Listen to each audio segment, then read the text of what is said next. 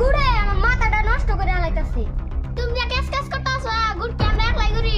ওই তো ঘুরে গেছিলি না কোনে গেছিলি?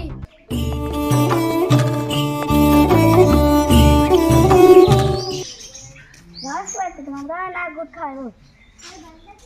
বেরিয়ে চলে ঘুরে কি পাইছ না?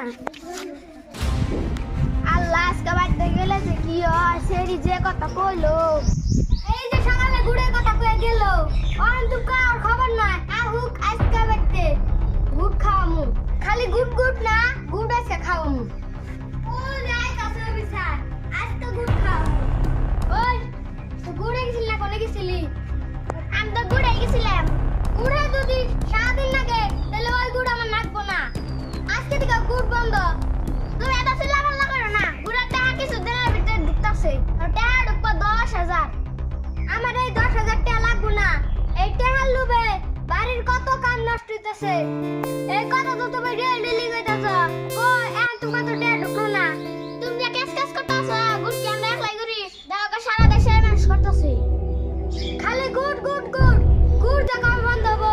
এই গুড়ে আমার মাথাটা নষ্ট করে আলাইতাছে। না টাইম মতন কাম করে হারি না টাইম মতন খেয়ে হারি। কোনোটা তো সময় মতন মিলতাছে না। গুড় আজকে থেকে বাদ দিব না নাই। তুমি আমার চিল্লাপাল্লা করে নাছে আহ গরা বুঝাইতাছি।